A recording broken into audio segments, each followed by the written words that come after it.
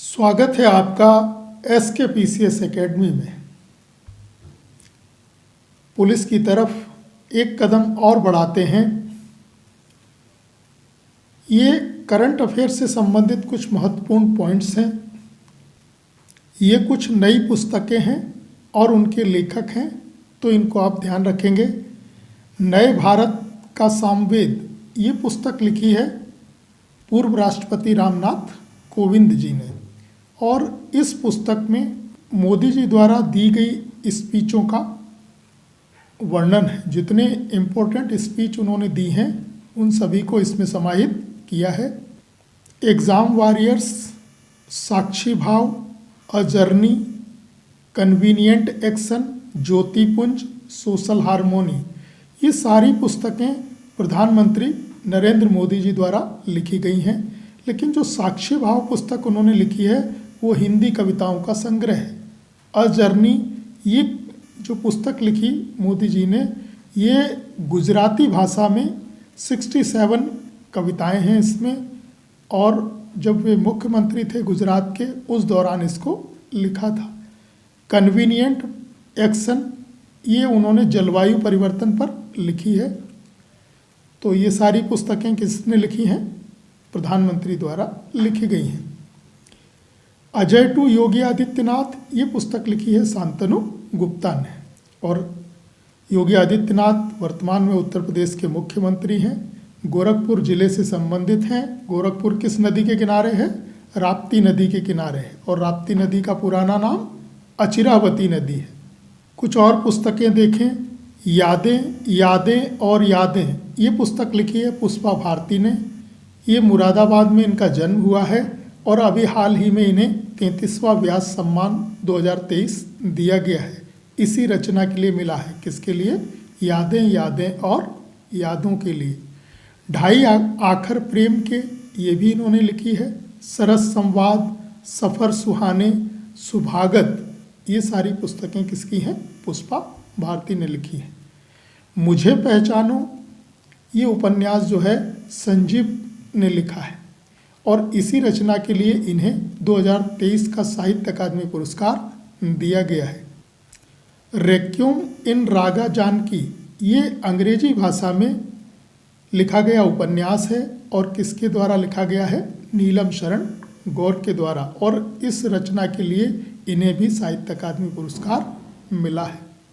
और साहित्य अकादमी पुरस्कार कितनी भाषाओं में दिया जाता है? तो 24 भाषाओं में दिया जाता है। 22 तो संविधान की भाषाएं हो गई, प्लस एक अंग्रेजी में दिया जाता है, और एक कौन सी भाषा होती है? और राजस्थानी में दिया जाता है। तो कुल मिलाकर कितनी भाषाएं? 24 भाषाओं में ये साहित्य अकादमी पुरस्कार दिया जाता है। जबकि ज्ञानपीठ पुरस्कार कितनी भाषाओं में दिया जाता है?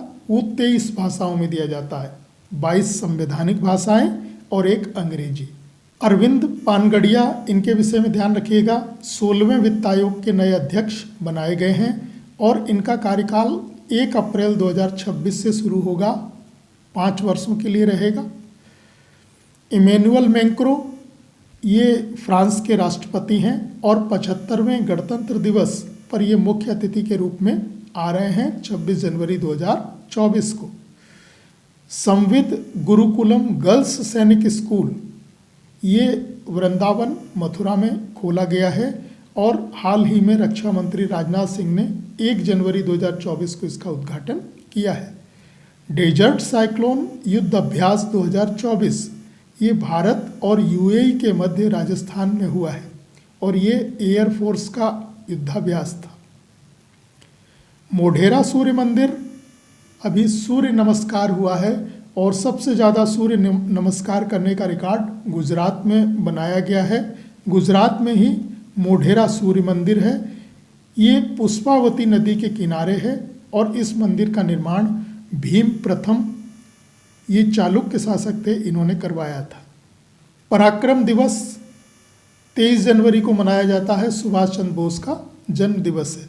सुभाष चंद्र बोस का जन्म कब हुआ था? तो 23 जनवरी 1897 कहाँ हुआ था? कटक, उड़ीसा में, और उनकी मृत्यु हुई है 18 अगस्त 1945 फार्मोसा द्वीप ताइवान में।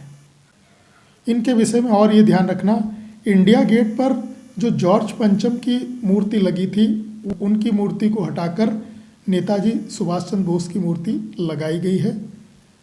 नेताजी सुभाष चंद्र बोस की मूर्ति काले ग्रेनाइट पत्थर से बनाई गई है और उसके मूर्तिकार कौन है? अरुण योगीराज है। ये मैसूर कर्नाटक के मूर्तिकार हैं और इन्होंने ही हाल ही में जो अयोध्या में राम मंदिर का उद्घाटन हुआ है उसमें रामलला की मूर्ति भी इन्होंने ही बनाई है, अरुण योगीराज ने।